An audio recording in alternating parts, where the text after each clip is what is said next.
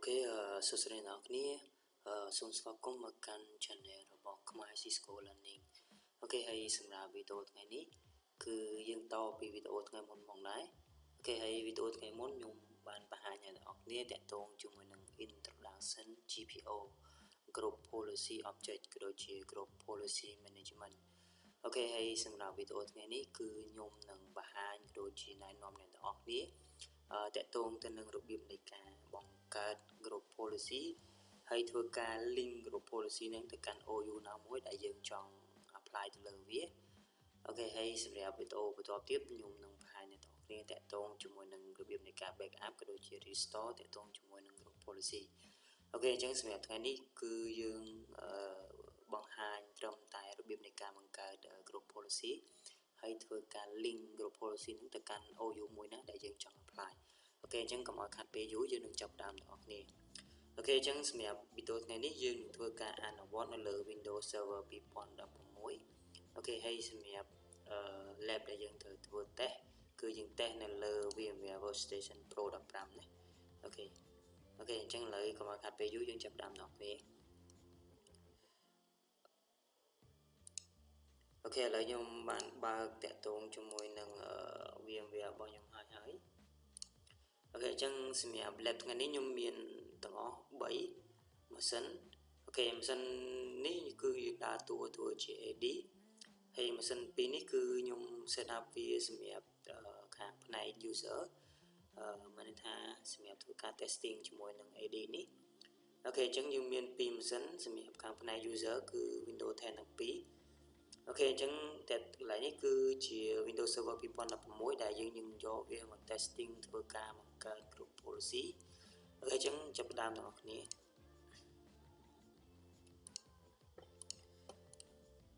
អូខេអញ្ចឹងយើងចាប់ផ្ដើមទាំងអស់គ្នាខ្ញុំនឹងធ្វើការបើក Group Policy Management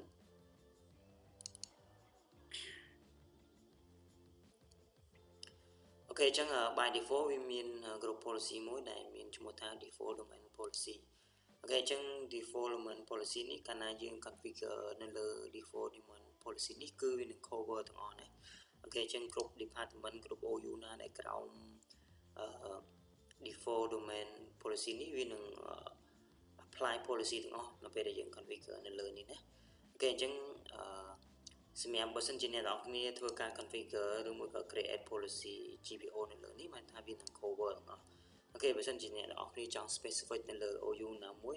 អ្នកនរគ្នាគ្រាន់តែចុចនៅលើ OU មួយហ្នឹងហើយបន្តមកទៀត right click ហើយ create ចឹងទៅ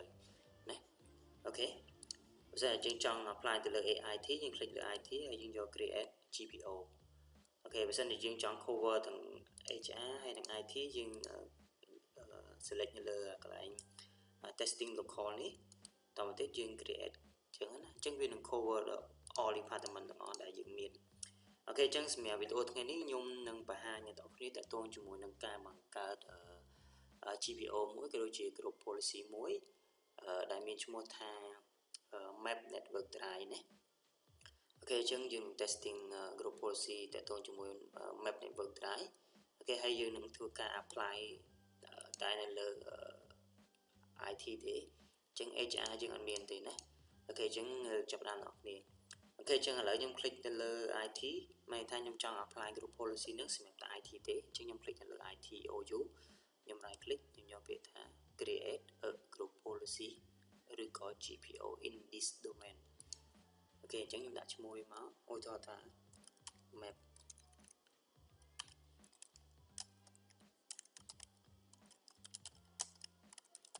អូខេអញ្ចឹងឧទាហរណ៍ខ្ញុំដាក់ឈ្មោះថា map network drive អញ្ចឹងខ្ញុំ click OK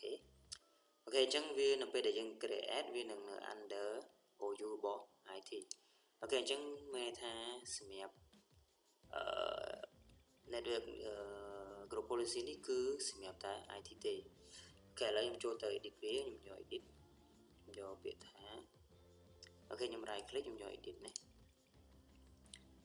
អូខេបន្តមកទៀតខ្ញុំយក preference ហើយ Windows setting អូខេហើយ map network drive អូខេអញ្ចឹងកន្លែងនេះគឺខ្ញុំបានបង្កើត folder មួយអូខេឥឡូវខ្ញុំ delete នេះចោលសិន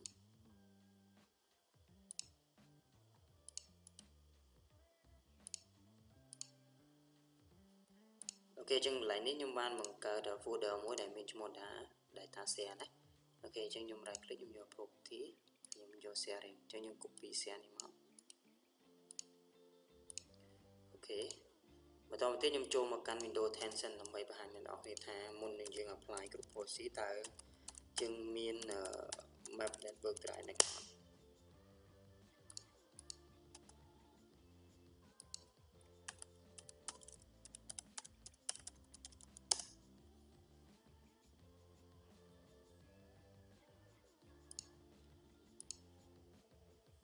ok chân việc mình đấy nè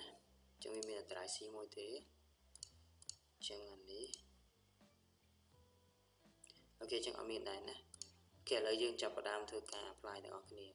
ok chân lợi nhầm sàn môi sấn ok chân này nhầm sàn ai đấy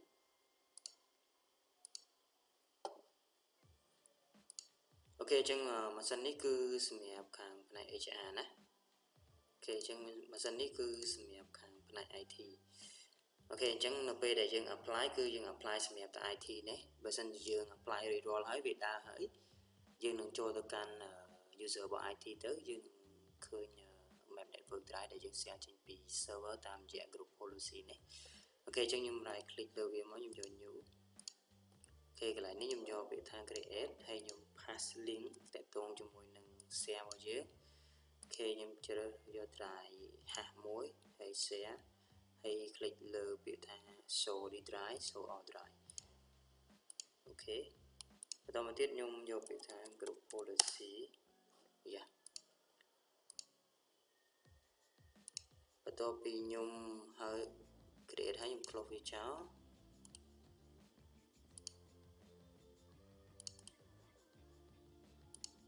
អូខេអញ្ចឹងយើង apply សម្រាប់តែ IT ណាអញ្ចឹងកន្លែងនេះអ្នកនរគ្នាឃើញហើយអូខេបន្តមកទៀត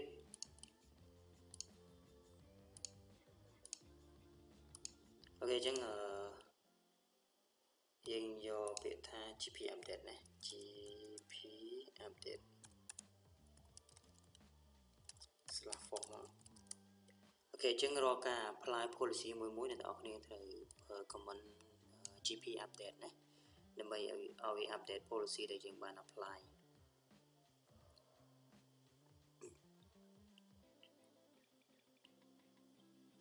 អូខេអញ្ចឹងនៅពេលដែលយើង apply រួចរាល់ហើយសម្រាប់តែ IT ទេ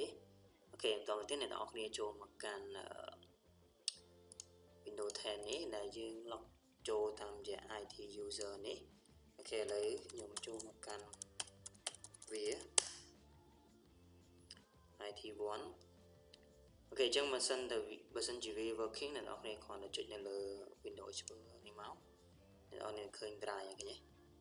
អូខេអញ្ចឹងសម្រាប់ group policy វាដើរហើយអញ្ចឹងអ្នកនរគ្នាឃើញ drive share ចេញពី server របស់យើងសម្រាប់ IT ណាអូខេអញ្ចឹងបើសិនអ្នកនរគ្នាចូលមកកាន់ HR គឺអត់ឃើញទេអូខេអញ្ចឹងព្រោះgroup policy ហ្នឹងគឺយើងបង្កើតសម្រាប់តែ IT ទេអញ្ចឹងអត់មាន HR ទេអូខេខ្ញុំចូលហើយតមកទៀតខ្ញុំចូលមកមើលវាអូខេអញ្ចឹងអ្នកនរគ្នាឃើញមានតែ drive C មួយទេ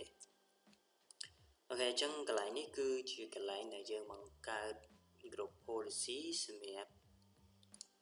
apply ទៅលើ OU មួយណាណាអូខេអញ្ចឹងបើសិនអ្នកនរគ្នាចង់ apply ទៅលើ HR អូខេអញ្ចឹងវាមាននៅលើ HR ដែរណាបើសិនអ្នកនរគ្នា apply នៅលើ OU តែ IT ទេគឺមាននៅលើតែ IT ទេអូខេអញ្ចឹងបើសិនអ្នកនរគ្នាចង់ឲ្យវា apply នៅលើ HR ដែរគ្រាន់តែអ្នកទាំងអស់គ្នា click នៅលើ HR តមកទៀតយកពាក្យថា link existing GPO ហើយ select លើឈ្មោះpolicy ដែលយើងបានបង្កើតមកអូខេមកអូខេអញ្ចឹងកន្លែងនេះគឺវានឹង apply សម្រាប់ HR ដែរណាអូខេអញ្ចឹងខ្ញុំធ្វើការ GP update មួយអូខេបន្តមកទៀតកន្លែងសម្រាប់ HR នេះខ្ញុំ log ចូល account របស់ HR នេះបន្តមកទៀតខ្ញុំ sign out វាមួយមកអូខេអញ្ចឹងបើសិនជាអ្នកគ្នាចង់ apply ទៅលើ OU មួយណាគឺអ្នកនរគ្នាអាច click ទៅលើ OU ហ្នឹងហើយយកពាក្យថា link existing ណាបន្តមកទៀត browse group policy ដែលយើងបានបង្កើតដូចខ្ញុំអញ្ចឹងខ្ញុំបានបង្កើត group policy មួយដែលមានឈ្មោះថា map network drive អូខេ ចឹងបើសិនអ្នកនរគ្នាមាន OU ច្រើនអ្នកនរគ្នាគ្រាន់តែ click លើ OU នឹងមកហើយ click យកពាក្យថាក្រោយ click លើវាយកពាក្យថា link ណាយើង browse ទៅ draw group policy នឹងទៅអូខេអញ្ចឹងខ្ញុំបាន link ជាមួយនឹង HR មួយទៀតឥឡូវខ្ញុំ log in ចូល HR មុនហ្នឹងយើងបាន link វាណាយើងបាន apply group policy នេះសម្រាប់ HR ទេឥឡូវខ្ញុំបាន apply សម្រាប់ HR មួយទៀតជាមួយឥឡូវសួរយើង log in ចូលមើលតើវាមានអត់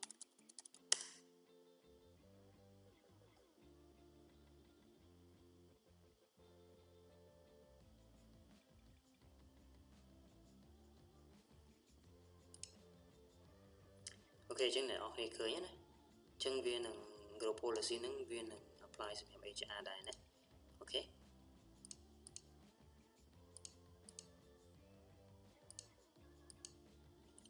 គេអញ្ចឹងអ្នកនរគ្នាឃើញហើយអញ្ចឹង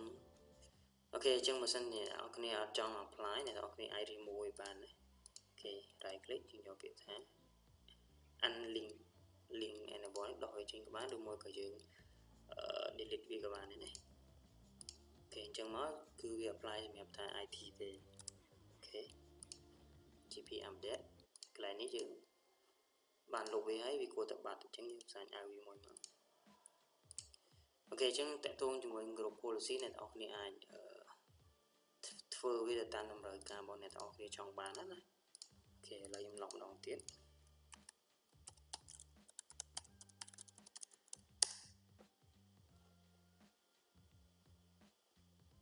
អូខេអញ្ចឹងខ្ញុំចុចលើ Windows Explorer មកអូខេអញ្ចឹងវាបាត់ហើយណា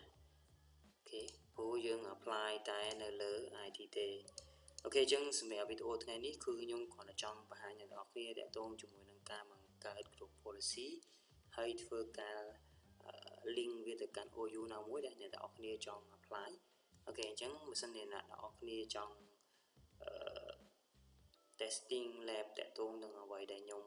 បានបង្ហាញអ្នកនរគ្នាអញ្ចឹងអ្នកនរគ្នាអាចព្យាយាមបង្កើត lab នេះមួយបង្កើត lab មួយមកហើយ testing ទៅតាម requirement របស់អ្នកនរគ្នាអូខេអញ្ចឹងបន្ទាប់ពីអ្នកនរគ្នា testing ទៅឃើញ result ដូចអ្វីដែលអ្នកនរគ្នាចង់បានហើយអញ្ចឹងអ្នកនរគ្នាអាចយកវា apply ទៅកាន់ production បានណាអូខេអញ្ចឹងសម្រាប់វីដេអូថ្ងៃនេះគឺខ្ញុំសូមបង្ហាញអ្នកនរគ្នាតែប៉ុណ្្នឹងទេអូខេអញ្ចឹងហើយសម្រាប់វីដេអូបន្តទៀតខ្ញុំនឹងបង្ហាញអ្នកនរគ្នាតកតងជាមួយនឹងរបៀបនៃការ backup group policy ហើយបន្តមកទៀតយើងនឹងធ្វើការ restore វាមកវិញអូខេហើយសម្រាប់វីដេអូបន្តទៀតបន្ទាប់ពី backup និង restore ហើយខ្ញុំនឹងបង្ហាញវីដេអូមួយទៀតតកតងជាមួយនឹងរបៀបនៃការ apply group policy ទៅលើ root ណាអូខេអញ្ចឹងយើង apply នៅលើនេះបានថាវា cover ទាំងអស់អញ្ចឹងយើងអាច accept user ណាមួយឬមួយក៏ computer ណាមួយអត់ឲ្យវា apply ជាមួយនឹង policy នឹងបានណាបេះទៅលើ requirement ដែលអ្នកនរគ្នាចង់បានអូខេអញ្ចឹងវីដេអូថ្ងៃនេះគឺខ្ញុំសូមបញ្ចប់តែប៉ុណ្្នឹងទេអូខេអញ្ចឹងសូមអរគុណច្រើនអូខេ complete ជួយ like comment ក៏ដូចជា subscribe នៅលើ channel របស់ខ្ញុំផងដើម្បីអ្នកនរគ្នាទទួលបាននៅវីដេអូថ្មីៗនៅពេលដែលខ្ញុំ upload ទៅអូខេអញ្ចឹងសូមអរគុណច្រើន